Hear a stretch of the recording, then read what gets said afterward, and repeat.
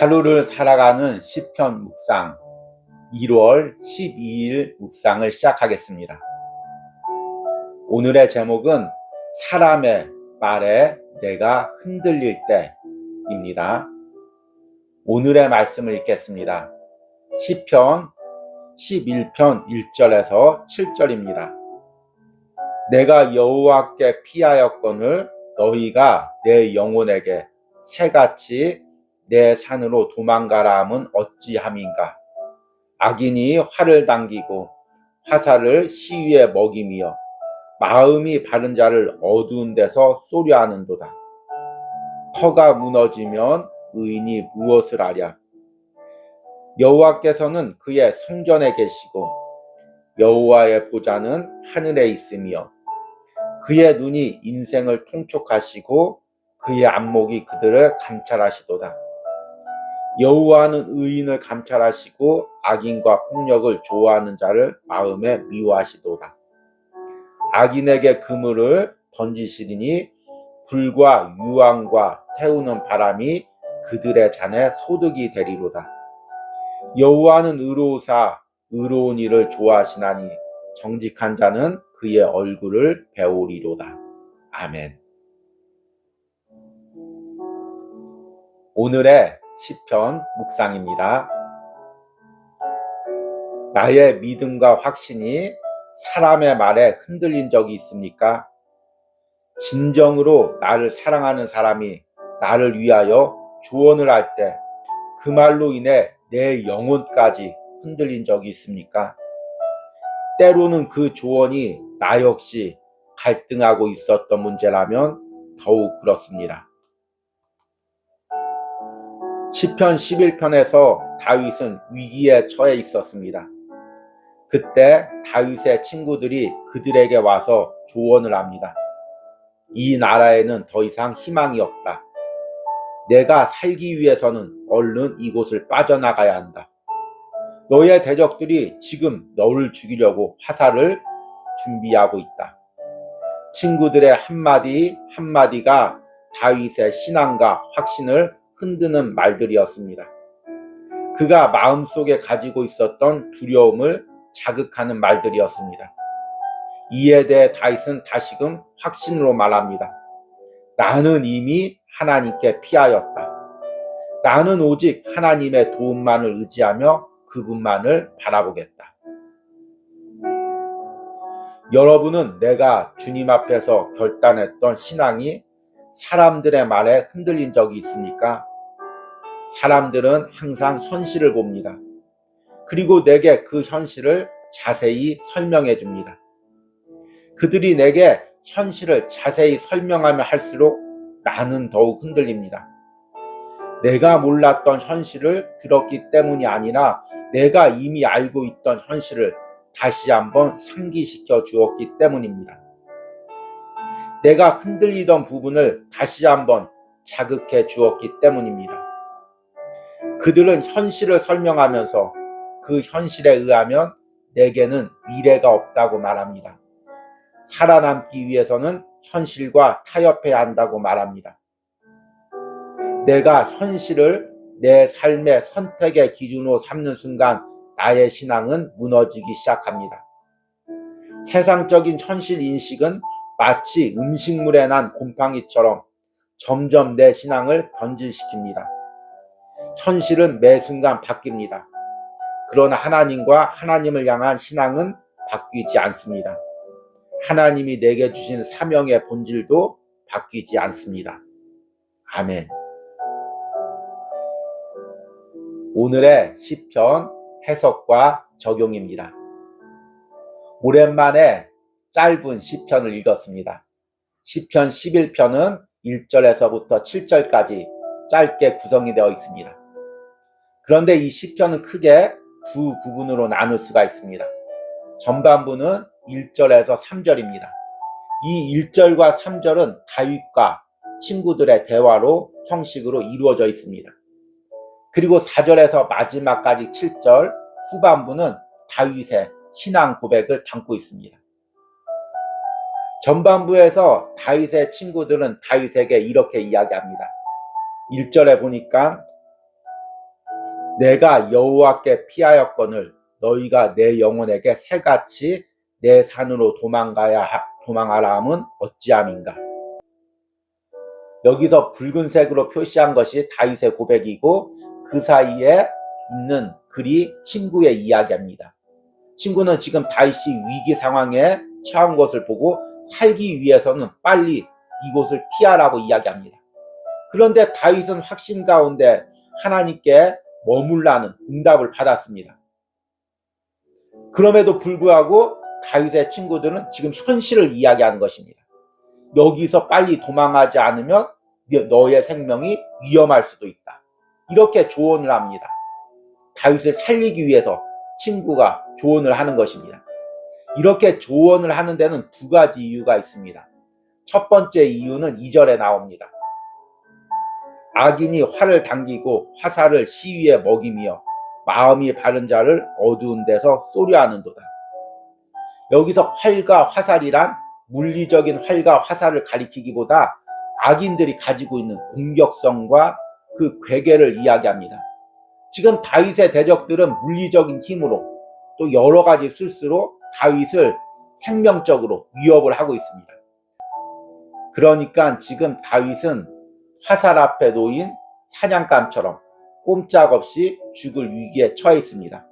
친구들은 지금 이 상황을 판단하고 살기 위해서 다윗에게 도망가라고 이야기합니다. 두 번째 이유는 더 심각합니다. 3절에 이야기합니다. 터가 무너지면 의인이 무엇을 하랴. 여기서 터라는 것은 기초를 이야기합니다. 그리고 오늘 시편 말씀에서 이 터는 이스라엘 나라의 신앙의 기초를 이야기합니다. 이미 이스라엘 나라는 신앙이 끝났다. 신앙의 기초가 다 무너졌다. 희망이 없다. 이 이야기입니다. 원래 이스라엘은 하나님을 섬기는 신정국가였습니다. 그래서 악인이 나쁜 짓을 하려고 하다가도 하나님을 두려워서 내가 여기까지 하면 안 되지. 그런 선이 있었습니다. 그리고 그런 하나님을 바라는 신앙이 이스라엘이라는 국가를 운영해 가고 있었습니다. 그런데 사무엘이 죽고 사울의 무도한 정치가 이어지자 그런 모든 신앙이 무너졌습니다. 이제는 신앙의 선이 무너졌습니다. 자신을 위해서라면, 자신의 이익을 위해서라면 무엇이든지 할 수 있는 시대가 되었습니다. 다윗의 신앙의 동료들은 이것을 보고 다윗에게 이제 이 나라는 소망이 없다. 살기 위해서는 도망가라. 이렇게 이야기하는 것입니다. 그럼에도 불구하고 후반절인 4절과 6절에서 다윗은 하나님에 대한 신앙을 고백합니다. 세상이 어떻게 흘러갈지라도 내가 어떤 위기에 처해 있을지라도 하나님이 이 모든 것을 감찰하고 계시다는 것입니다. 4절에 여호와께서는 그의 성전에 계시고 여호와의 보좌는 하늘에 있으며 그의 눈이 인생을 통촉하시고 그의 안목이 그들을 감찰하시도다. 그리고 하나님께서는 악인의 폭력을 미워하시고 하나님을 바라는 자를 구원해 주신다고 이야기합니다. 여호와는 의인을 감찰하시고 악인과 폭력을 좋아하는 자를 마음에 미워하시는도다. 악인에게 그물을 던지리니 불과 유황과 태우는 바람이 그들의 잔에 소득이 되리로다. 여호와는 의로우사 의로운 일을 좋아하시나니 정직한 자는 그의 얼굴을 배우리로다. 여러분들은 오늘 묵상을 하면서 내가 다윗의 말처럼 세상 사람들의 이야기에 흔들린 적이 있습니까? 오늘 묵상에서 이야기했듯이 세상 사람들은 계속해서 내게 현실을 이야기해 줍니다. 사실 그 현실은 나도 알고 있는 현실입니다. 그런데 계속 그 현실을 자세하게 이야기합니다. 그러면 내 안에 가지고 있었던 하나님을 선택하면서 가졌던 세상을 향한 두려움이 자극이 됩니다. 내가 너무 신앙적으로만 선택했나? 내 미래를 위해선 좀 세상과 적당히 타협해야지 않나? 자녀들을 가르치려면 자녀들도 세상에서 살게 하려면 어느 정도 세상적인 그런 방법을 써야 되지 않나? 이런 흔들림을 느끼게 됩니다.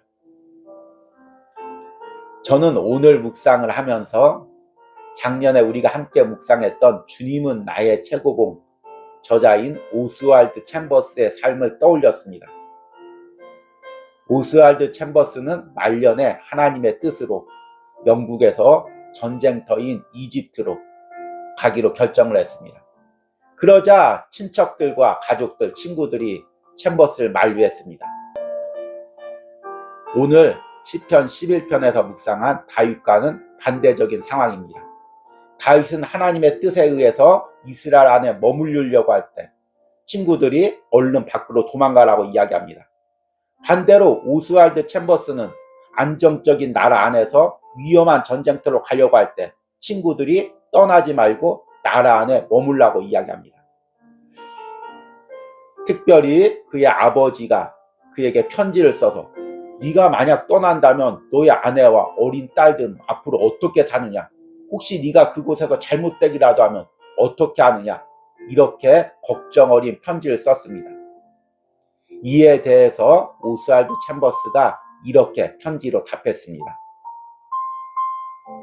새해를 맞이하면서 아내와 저는 하나님 앞에 기도하면서 응답을 기다렸습니다.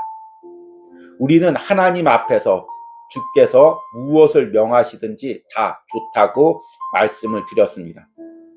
그러면 어린 캐슬리는 어떻게 할 거냐고요? 우리가 그 아이를 잊겠습니까? 주께서 그 아이를 잊겠습니까? 저는 여러 면에서 절대 바보가 아니지만 오직 한 가지 면에서는 바보입니다. 즉 하나님을 믿고 순종하는 바보입니다. 챔버스가 자신은 바보는 아니지만 하나님 앞에서는 바보라고 이야기합니다. 우리의 현대 신앙의 문제는 많은 그리스도인이 너무 똑똑하다는 것입니다. 너무 세상적으로 지혜롭다는 것입니다. 너무 세상적으로 밝다는 것입니다. 그리고 세상에서 어두운 그리스도인들을 조롱하고 놀립니다. 왜 그렇게 어리석게 사냐? 그렇게 하나님만 바라보고 사냐고 놀리고 조롱합니다. 그러나 여러분, 그렇게 어둡게 사는 그리스도인들이 사실은 세상을 몰라서 그렇게 사는 것이 아닙니다. 어쩌면 다른 사람보다 세상을 더 잘할 수도 있습니다.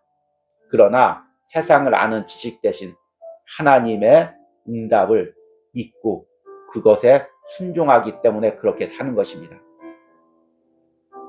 여러분들이 그렇게 살기를 원합니다. 사람들의 말이 나를 흔들지라도, 내가 가졌던 믿음과 신앙의 확신을 흔들지라도 처음 가졌던 그 믿음과 확신으로 여러분들이 걸어가시는 은혜가 있길 바랍니다. 오늘의 기도문 드리기입니다. 내가 최근에 들은 나의 신앙을 흔드는 사람들의 말은 무엇입니까? 이것들을 하나님께 아뢰고 흔들림 속에서도 더욱 주님만을 바라보겠다는 기도를 드리시기 바랍니다. 우리 기도하겠습니다. 내가 여호와께 피하였거늘 너희가 내 영혼에게 새같이 내 산으로 도망하라 함은 어찌함인가. 주님, 나는 이미 주님께 피했습니다. 주님, 나는 이미 주님을 의지하기로 결정했습니다. 그럼에도 불구하고 이 결단을 흔드는 세상 사람들의 말들이 계속해서 들립니다. 사랑하는 가족들이, 친구들이 나를 위하여 한다면서 애타는 말로 이야기를 합니다.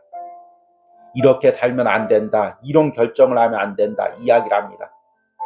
나에게 계속해서 세상을 가르쳐 주려고 합니다. 그러나 주님, 내가 세상보다 주님을 먼저 따르겠습니다. 세상을 바라보기보다 주님을 바라보겠습니다. 주님이 원하는 결정을 하고 주님이 원하는 삶을 살아가겠습니다. 이런 기도를 드리는 은혜가 오늘 하루를 살아가는 시편 묵상을 하는 모든 심령과 삶에 있게 축복하여 주시옵소서. 예수님의 이름으로 기도했습니다.